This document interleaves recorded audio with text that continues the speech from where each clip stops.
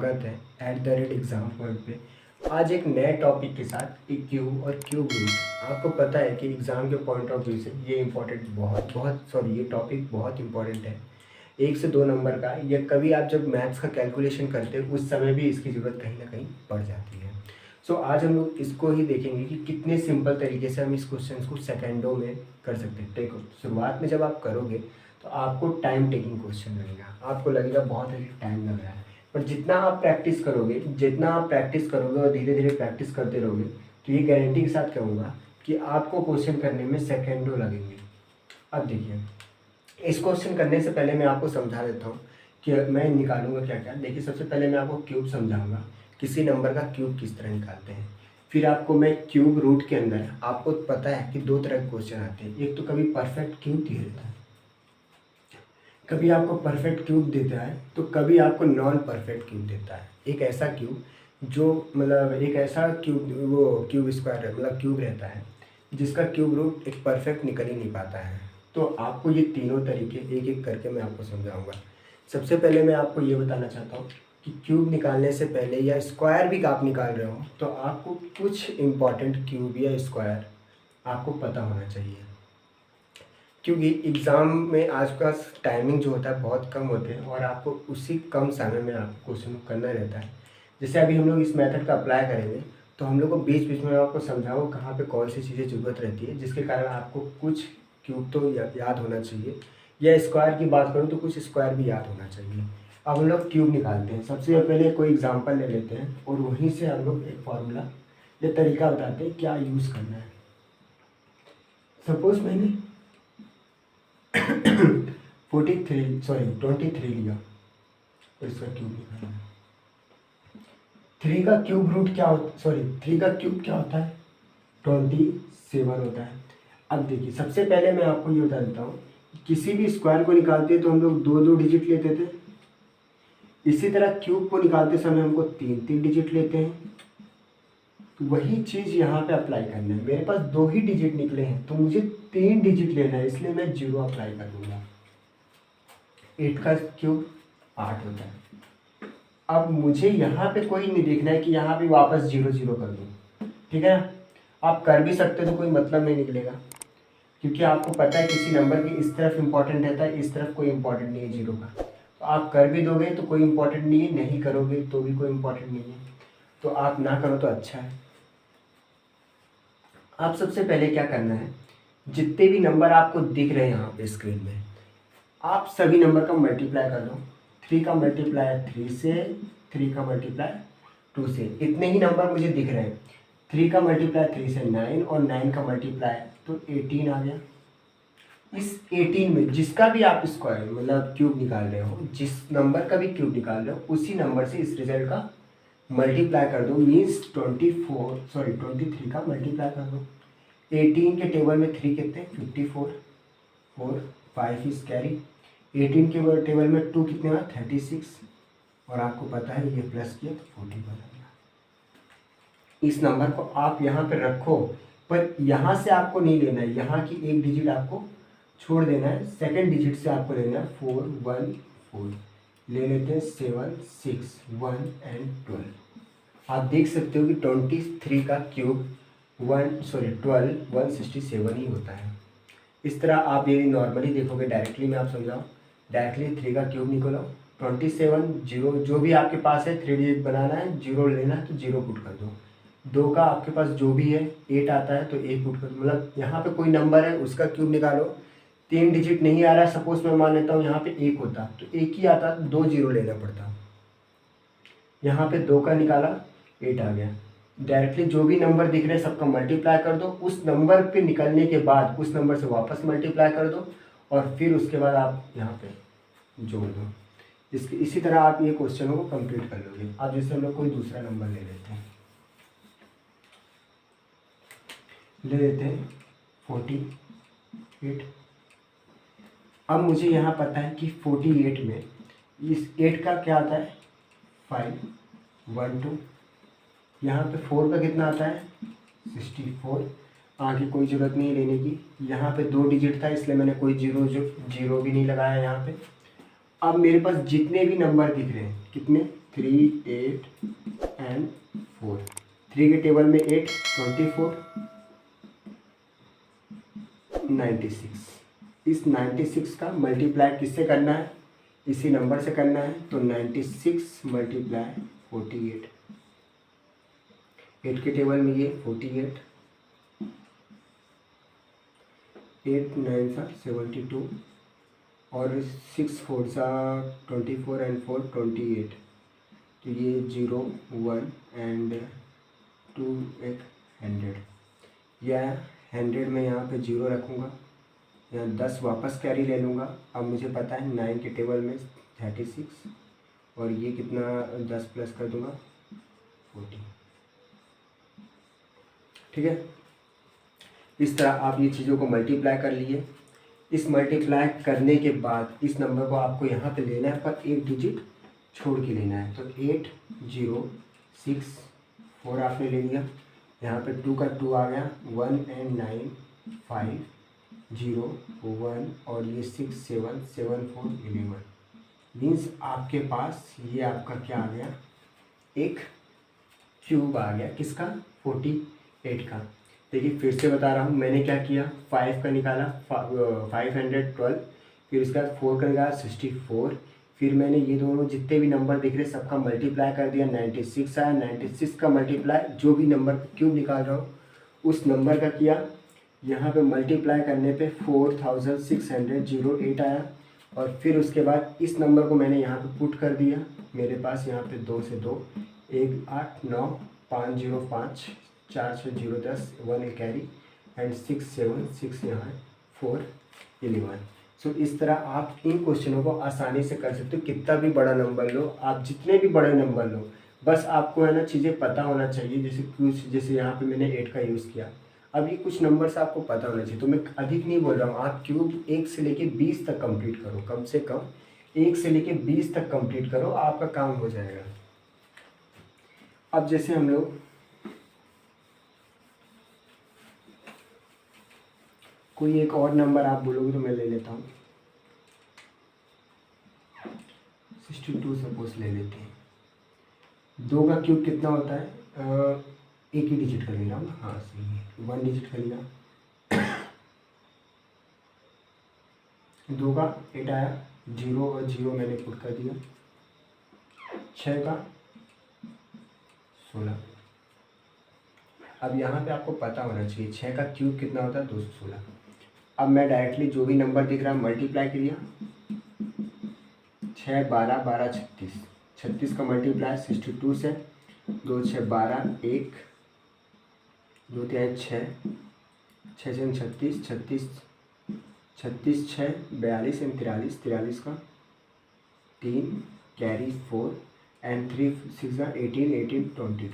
Means ये आ रहा है, डायरेक्टली एक डिजिट छोड़ो, 2 3 2 2 8 2 3 8 3 2। ये आपका क्या आ गया। बहुत अधिक टाइम नहीं लगेगा, बस आपको बार बार प्रैक्टिस करना पड़ेगा। शुरुआत में आपको 1-1.5 मिनट भी लग सकता है, पर धीरे धीरे करके ये मैं गारंटी से जब आप एकदम परफेक्ट हो जाओगे तो आप 15 से 20 सेकेंड में क्वेश्चनों को कंप्लीट कर लोगे। अभी हम लोग क्यूब के बारे में पढ़े, अब हम लोग क्यूब रूट में परफेक्ट क्यूब को किस तरह क्यूब रूट निकालते हैं वो समझेंगे। उसके बाद हम लोग नॉन परफेक्ट के बारे में पढ़ेंगे।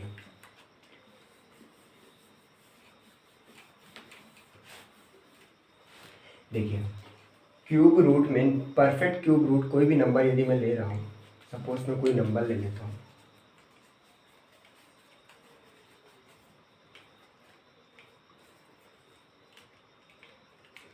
एक एक एग्जाम्पल में समझाता हूँ चीज़ों को। पहले हम लोग है ना परफेक्ट क्यूब ले लेते, कोई भी नंबर 7 4 0 8 8। अब इस नंबर को यदि मैंने लिया तो सबसे पहले मुझे ये समझना है कि cube root, perfect cube root निकालते समय मुझे यूनिट डिजिट याद रहनी चाहिए। मुझे यूनिट डिजिट याद करने में कोई प्रॉब्लम नहीं होगी। क्यों? क्योंकि एक का एक ही होता है। देखिए आप, मैं समझा रहा हूँ, एक का यहाँ पे एक ही होता है, 2 का 3 का भी याद मत करो, 4 का वही होता है, 5 का वही होता है, 6 का वही होता है, 9 का वही होता है। अब आप फोकस करो कि देखिए यहाँ पे 2 का 8 हो रहा है, 3 का 7 हो रहा है। यहाँ पे देखो 8 का 2 हो रहा है, 7 का 3, मीन्स 2 का 8 तो 8 का 2, 3 का 7 तो 7 का 3। तो आप केवल 2 ही डिजिट में देखा जाए तो फोकस, 2 का 8, 8 का 2, 3 का 7 तो 7 का 3, देख लीजिए आप, 7 का 3 तो 3 ये। तो आपको इसके अलावा कोई याद करने की जरूरत नहीं, केवल 1, 4, 5, 6 और 9 तो वही सेम है, बट केवल आपको 2 पे 2 से 8 एंड 3 से 7, इसी तरह कोई भी नंबर है आप यहाँ पे 2 से 8 तो 8 से 2, 3 से 7, 7 से 3, इतना ही यूनिट डिजिट। इससे ही आसान तरीके से आप क्वेश्चन को सॉल्व कर लोगे। सपोज मैं इस नंबर को लेता हूँ, मुझे पता है कि क्यूब निकालते समय मुझे 3 डिजिट पे फोकस करना है, 3, बचा हुआ जो भी डिजिट है अलग से। अब मुझे ये बताइए कि 74 एक ऐसा कौन सा क्यूब है जिसके आसपास है। मुझे पता है 4 का कितना होता है 64, बट जब मैं 5 में जाता हूँ तो मुझे पता है कि 125 होता है। 125 को मैं किसी तरह ले सकता हूँ क्या, नहीं ले सकता हूँ, क्योंकि ये 64 से ही अपर है। तो इसका मतलब गारंटी के साथ 4 के साथ ही नंबर आ रहा है। अब मुझे ये पता होना चाहिए कि 8 किसके टेबल मतलब किसका क्यूब यूनिट है, 2 का है। तो डायरेक्टली क्लियर हो गया कि ये 42 का है। इस तरह बहुत ही अधिक, ये तो इसमें तो और कम समय लगता है। जब आपको एक perfect cube root perfect cube दिया जाए और उसका क्यूब रूट निकालने को बोला जाए, तो मुझे लगता है कि इनमें तो और कम तरीका है। देखिए 74 पता है डायरेक्टली मुझे कि ये 4 से अपर है, 5 से तो आसपास भी नहीं है, बहुत ही नीचे है, तो डायरेक्टली 4 रख दिए और यहाँ पे 0, 8, 8 कर दिए, तो यहाँ पे डायरेक्टली कर दिए। आप कोई भी नंबर ले लेते हैं, जैसे कोई भी नंबर ले लिए, सॉरी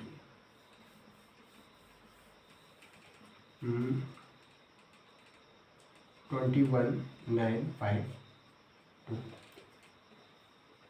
3 डिजिट गए आप पीछे से, ये 3 डिजिट।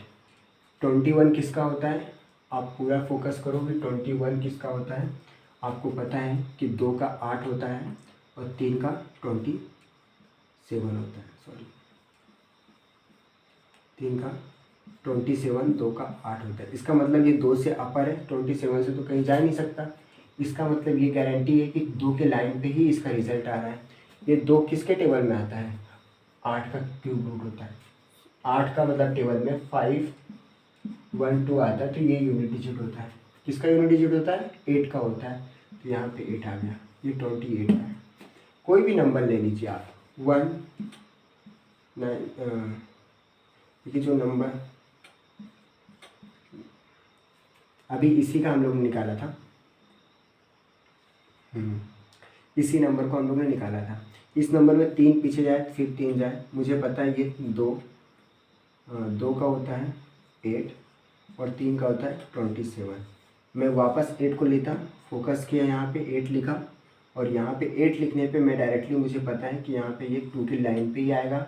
यहाँ 7 किस पे आता है, डायरेक्टली फोकस कीजिए, 7 3 पे आता है, यहाँ पे 3 पे। अभी मैं आपको करके बताया था, वापस इसीलिए समझाया कि आप यहाँ पे 3 का भी निकाल सकते हो, ये भी निकाल सकते हो, पर आप देखे होंगे कि क्यूब निकालने से अधिक कम समय आपको क्यूब रूट में लगता है। तो इस तरह आपको मैंने परफेक्ट क्यूब में, आप कोई भी नंबर ले लीजिए, कितना भी बड़ा नंबर ले लीजिए, यहाँ पे आपको निकालने में अधिक टाइम नहीं लगेगा।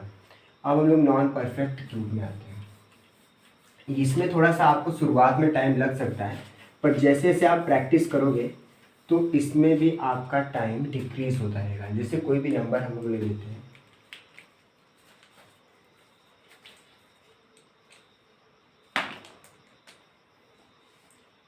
7, 9, 5, 6, 5, 7, और भी हमने ले लेता हूँ 2, 5, 0, 0, 5, 0। देखिए अब ये 2 का देखते हैं, हम लोग फोकस करते हैं। ये 3 डिजिट है, ये 3 डिजिट है, ये 3 डिजिट, इसमें भी 3 डिजिट है, बट इसका नाम क्या है, आपको नाम बता देता हूँ। ये क्या है, नॉन परफेक्ट क्यूब रूट, ठीक है, नॉन परफेक्ट क्यूब रूट है। अब आप फोकस करो कि ये जो नंबर आपके पास सामने दिख रहा है, ये नंबर किसके आसपास है, ऐसा कौन सा नंबर है जिसके आसपास है। आपको पता है कि 8 का कितना होता है, 8 का कितना होता है 5, 8 का होता है 5 1। इसी तरह आप 9 पे जाओगे, 9 का होता है, 10 पे जाओगे तो 1000 हो जाता है। अब आपको पता है 8 के आसपास, 8 9 में तो आएगा ही नहीं क्योंकि 7 2 9 है, इसका मतलब ये तो इससे, तो इसको काट दो। अब आपको पता है ये दोनों के बीच में, तो इसका मतलब ये 7 2 9 एंड यहाँ पे आप फोकस करो 1000। ठीक है, आसान से बता रहा हूँ। पहले आपको जो भी नंबर नीचे दिया हुआ है उस नंबर पे फोकस करना है और उसके आसपास के दोनों ले लेने हैं। इसका मतलब ये कितना है, 9 का है और ये किसका है, 10 का है। अब ये दोनों को आप माइनस कर दीजिए, क्या करिए, माइनस कीजिए, 0 से 1 एंड 9 से 7 और ये आपके पास 9 बचा 2, कितना आया 271 आया। अब जो आपको पता है कि ये नंबर तो 9 के आसपास ही होगा, मीन्स 9 के लाइन पे ही आएगा, 9 के लाइन पे आएगा, तो 9 का आपको पता है 7 2 9 है, तो कितना अधिक है ये आप देख लो ना। ये आप जब देखोगे कितना अधिक है तो आपको पता है 795 का 7 2 9, आप यहाँ पे डिवाइड माइनस कर दोगे तो यहाँ पे आ गया 6, यहाँ पे 8 6, आपके पास कितना है 66 है। तो इस नंबर को इस नंबर से डिवाइड करना है। देखिए फिर से बता रहा हूँ, 6 6, यहाँ पे 27 1। आप बोलोगे बड़ा नंबर कैसे, तो हमेशा हमको एक नंबर में पॉइंट लगाना है, एक डिजिट के बाद पॉइंट लगाना है। एक क्वेश्चन में इसको भी करके दिखाऊंगा, आपको फिर से समझ में आ जाएगा।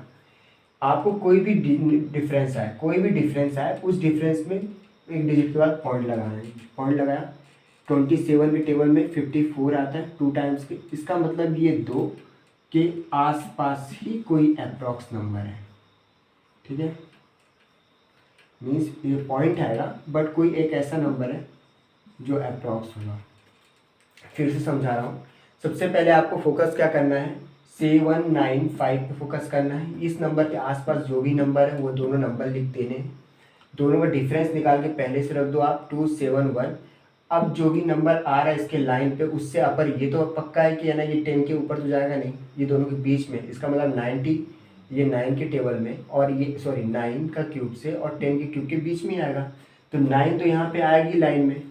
अब आप पता है कि 9 का 27 होता है तो कितना अपर हो रहा है 66, 66 का डिवाइड कर दो, पर 1 डिजिट के बाद पॉइंट लगा के डिवाइड। 27 के टेबल में 54 2 टाइम्स में आता है, इसका गारंटी के साथ है कि 92 पॉइंट समथिंग होगा बट अप्रॉक्स में होगा। इसी तरह हम लोग नॉन परफेक्ट को आप बार बार करोगे क्वेश्चनों को तो आप ये चीज़ों को आसानी तरीके से कर लोगे। ठीक है, अब एक क्वेश्चन और मैं समझा रहा हूँ, इससे आप अच्छी तरह से क्लियर हो जाएंगे। तो इसका आंसर 92 आ गया। देखिए इस पर यदि फोकस करोगे तो आपको लास्ट के 2 डिजिट में पता है मुझे कि ये 6 का होता है, 7 का, ये दोनों में से किसी एक में तो आएगा, तो इसका मतलब ये 6 की लाइन पे आएगा, मैंने 6 लिख दिया। 6 का क्या होता है 216 होता है। डायरेक्टली मैं फोकस करूँ कितना अधिक है, तो यहाँ पे मुझे पता है 0 4 एंड 3 34 है। अब हम लोग यहाँ पे डिवाइड कर लेते, डिफरेंस निकाल लेते हैं। 3 के टेबल में यहाँ पे 7 3 7, यहाँ पे 3 में 2 एंड 1, यहाँ पे मैंने वापस बोला था पॉइंट के नंबर के बाद पॉइंट लगा देना है, मीन्स 12। आपको पता है 12 किसके पास आ रहा है, 12 है 36, तो 36 आ रहा है, इसका मतलब ये 3 के आसपास है, मीन्स 3 के आसपास है, मतलब ये 62। यदि आपको जो भी आपका मतलब ऑप्शन होगा, ऑप्शन के हिसाब से 63 अप्रॉक्स होगा, बट अप्रॉक्स आपको याद रखना है, यहाँ पे अप्रॉक्स में रिजल्ट आएगा।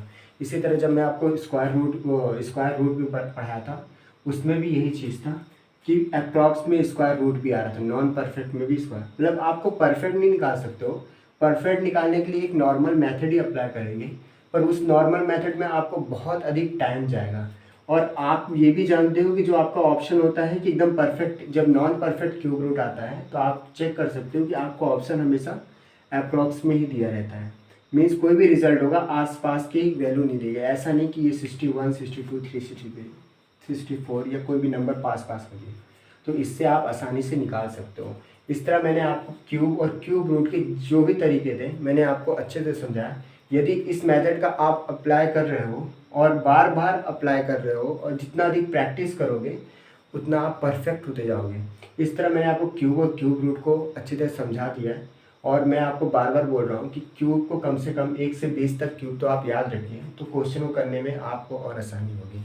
इसी तरह यदि मेरे वीडियो पसंद आ रहे हैं तो मेरे वीडियो को लाइक करते रहिए, शेयर करते रहिए और मेरे चैनल को सब्सक्राइब करते रहिए यदि अभी तक आपने नहीं किया है। और इसी तरह मुझे मोटिवेट करते रहिए। जय हिंद, जय भारत।